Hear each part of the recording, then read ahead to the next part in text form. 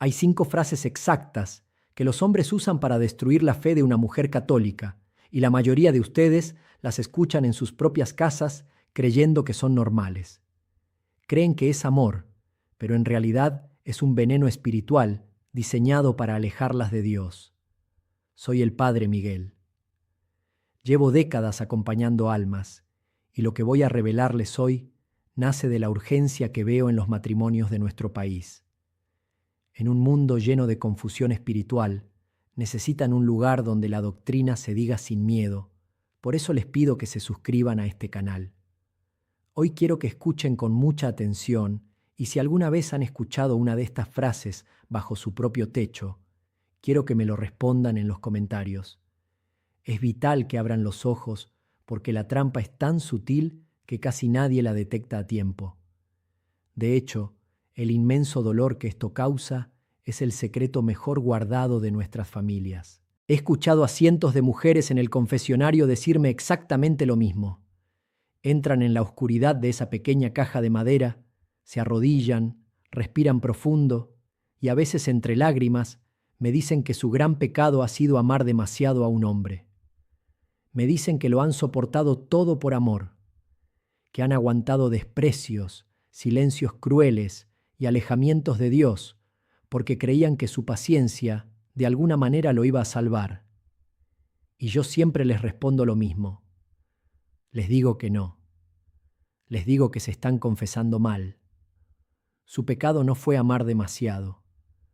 Su pecado fue ignorar deliberadamente las señales que Dios les dio para que huyeran a tiempo. Esa es la realidad espiritual que muchos se niegan a ver. En nuestra cultura, especialmente en nuestras familias mexicanas, hemos cometido un error gravísimo. Hemos confundido la virtud cristiana de la paciencia con la sumisión ante la destrucción espiritual.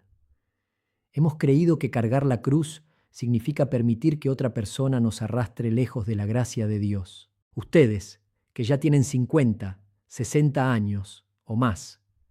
Ustedes que crecieron viendo a sus madres rezar el rosario de rodillas. Ustedes que saben lo que es la reverencia a lo sagrado.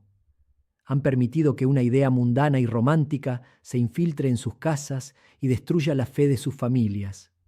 Justifican a hombres que desprecian los mandamientos. Tienen la casa llena de sacramentales. Cuelgan un rosario en el espejo del carro. Tienen la imagen de la Virgen de Guadalupe en la sala principal. Tienen la palma bendita del Domingo de Ramos detrás de la puerta. Pero en esa misma casa permiten que un hombre pisotee la ley de Dios todos los días, y ustedes guardan silencio para evitar problemas. Creen que su silencio lo va a convertir. Creen que siendo complacientes van a ganar su alma. Pero la realidad es otra. Su tibieza no lo está convirtiendo a él.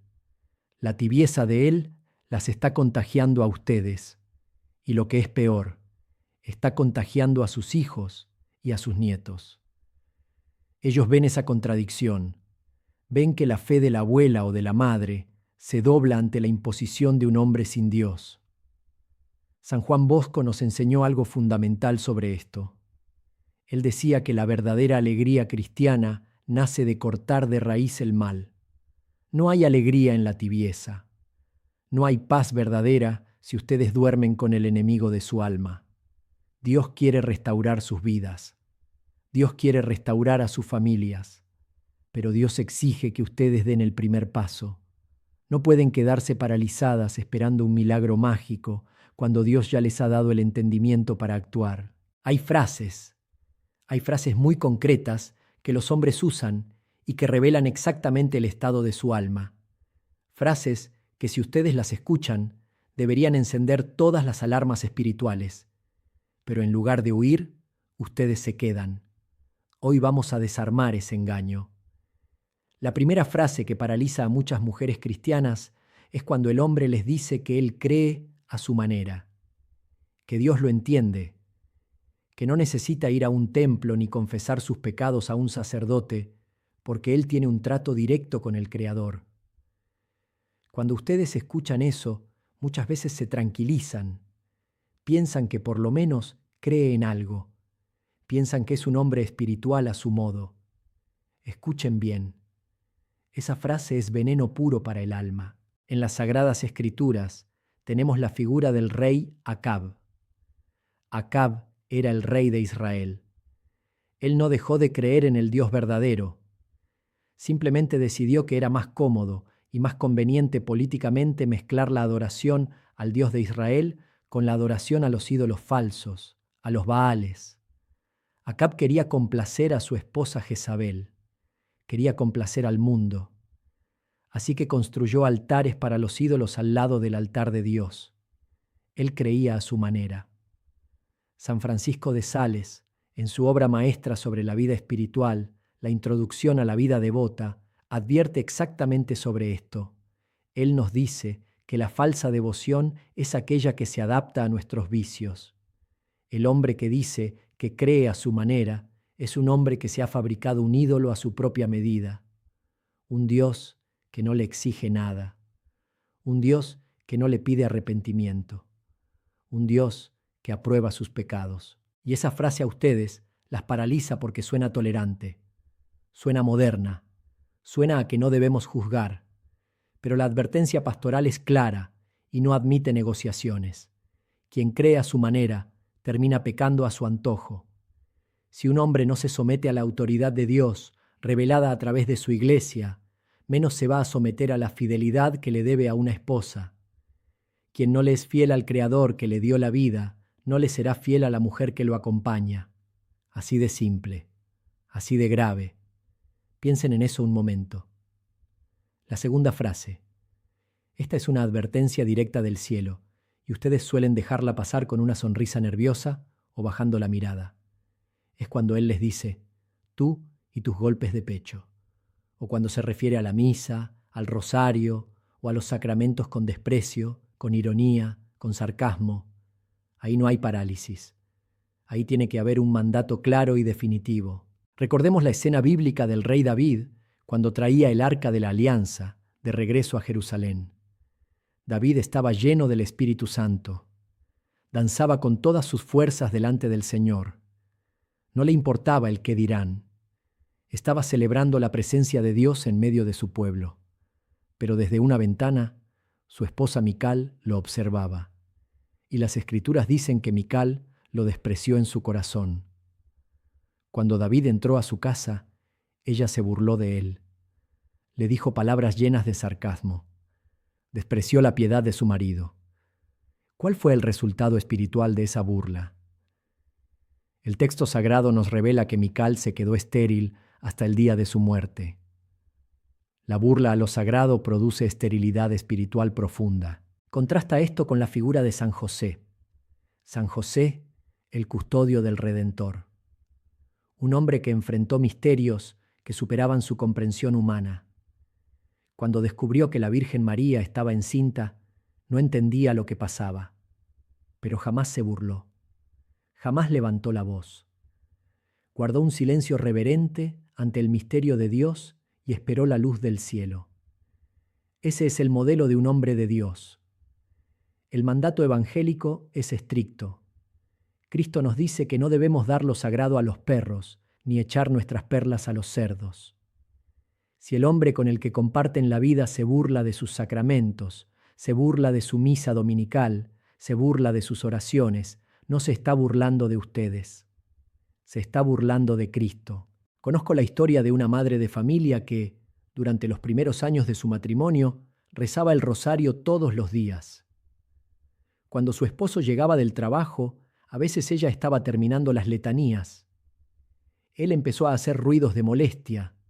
Empezó a hacer comentarios sarcásticos sobre sus rezos. Le decía que si rezar tanto servía para algo, ¿por qué no tenían más dinero? Poco a poco, para no incomodarlo, para evitar la tensión en la casa, ella empezó a bajar la voz. Luego, dejó de rezar en la sala y se encerró en su cuarto. Más tarde, empezó a rezar solo mentalmente para que él no se diera cuenta. Terminó rezando a escondidas, como si la fe fuera un delito. ¿Saben qué pasó con los hijos de esa mujer? Crecieron viendo esa dinámica. Crecieron viendo que la fe de su madre era algo de lo que había que avergonzarse, algo que se ocultaba para no molestar al padre. Hoy, Ninguno de esos hijos pisa una iglesia. Ninguno bautizó a sus propios hijos. Esa madre creyó que estaba salvando la paz de su hogar. Lo que hizo fue entregar el alma de sus hijos al mundo. No escondan su fe por un hombre. No permitan que la burla apague el incienso de sus oraciones. Si él desprecia lo que a ustedes las santifica, ustedes deben tomar distancia espiritual de inmediato. Llegamos a la tercera frase. Aquí pasamos del mandato al movimiento. Es una frase que encierra una manipulación tan antigua como el pecado original. Es cuando un hombre les dice: si me amas de verdad, pruébamelo. Y usa esa frase para exigirles que cedan en sus principios morales, para exigirles intimidad fuera del orden de Dios, o para pedirles que participen en situaciones que su conciencia cristiana rechaza. Es un chantaje moral y sexual que destruye el alma. Vayamos al libro de Tobías. Es uno de los libros más hermosos sobre el matrimonio cristiano, y sin embargo, muy pocos lo leen con atención. Sara era una mujer que había sufrido terriblemente. 7 veces se había casado, y 7 veces el demonio Asmodeo había matado a sus maridos en la noche de bodas. Ese demonio es el demonio de la lujuria, el demonio que destruye la pureza del amor. Cuando Tobías se casa con Sara, él sabe a lo que se enfrenta. ¿Qué hace Tobías en su primera noche de bodas? No exige pruebas de amor mundano. No se deja llevar por los instintos desordenados. Tobías toma unas brasas, quema el hígado de un pez que el arcángel San Rafael le había indicado para alejar al demonio y luego se dirige a su esposa. Le dice a Sara que se levante. Y los dos, en la noche más íntima de sus vidas, se arrodillan a rezar. Tobías dice: Señor, no tomo a esta hermana mía por deseo impuro, sino con recta intención. Ten misericordia de nosotros y concédenos llegar juntos a la vejez. Ese es un hombre que sabe amar, un hombre que pone a Dios como escudo de su relación. San Francisco de Sales nos explica esto con una claridad que asusta. Él dice que el amor verdadero, el amor que viene de Dios, es como un fuego puro. Calienta, ilumina, conforta, pero no quema, no destruye. En cambio, el amor mundano, el amor desordenado, es como la brea ardiendo. Mancha, se pega a la piel, asfixia y arrastra hacia abajo. Cuando un hombre les pide que ofendan a Dios para demostrarle amor a Él, les está ofreciendo brea hirviendo. Empieza entonces el movimiento interno en sus almas. Ustedes tienen que reconocer una verdad durísima. Quien les pide pecar para demostrar amor, no las ama. Las está usando. Las está reduciendo a un instrumento para su propia satisfacción. Ningún afecto humano, por más intenso que parezca, por más años que lleven juntos, puede justificar la pérdida de la gracia santificante. Es preferible la soledad en gracia de Dios que la compañía en pecado mortal. No se dejen engañar. Y llegamos a la cuarta frase. La frase donde ustedes tienen que emprender una carrera veloz lejos de esa influencia. Es el ultimátum. Cuando él se da cuenta de que no puede doblegarlas tan fácilmente, cuando nota que la fe de ustedes es un estorbo para su egoísmo, lanza la amenaza final. Les dice: o la iglesia o yo, o tu fe o nuestra relación, o ese fanatismo tuyo o tu familia. Esa es la táctica más refinada del infierno. Observen cómo actuó la serpiente en el jardín del Edén. La serpiente no atacó a Adán y a Eva cuando estaban juntos alabando a Dios. La primera táctica del enemigo fue aislar a Eva, apartarla de la protección de su esposo, apartarla de la claridad del mandato divino. El demonio siempre busca aislar a su presa. Te dice que la iglesia exagera. Te dice que los sacerdotes no entienden la vida real. Te dice que tú y él pueden tener su propio mundo aparte. Quien te aísla de la fuente de la gracia está preparando el terreno para destruirte sin que nadie te pueda ayudar. Aquí es donde tienen que correr hacia la seguridad de los sacramentos. Les dicen que elijan, y yo les digo: háganle caso, elíjanlo a él, pero para dejarlo atrás y correr hacia la iglesia, porque un hombre que te hace elegir entre Dios y él ya firmó su propia sentencia de orgullo. Se está poniendo al nivel de Dios, está exigiendo una adoración que no le corresponde. No tengan miedo a las rupturas, cuando lo que se rompe es una cadena que las arrastraba al infierno. Ustedes, madres de familia, mujeres de oración, a veces cargan con un miedo terrible a la soledad. Les aterra llegar a la vejez sin un compañero. Y el demonio conoce ese miedo. Por eso les presenta hombres que parecen buenos, que tienen buena presencia, que hablan suave, pero que por dentro están vacíos de Dios. El demonio casi nunca se les va a aparecer con cuernos, con pezuñas y con olor a azufre. Si hiciera eso, ustedes saldrían corriendo a buscar agua bendita y a rezar el Magnificat. El demonio es mucho más inteligente.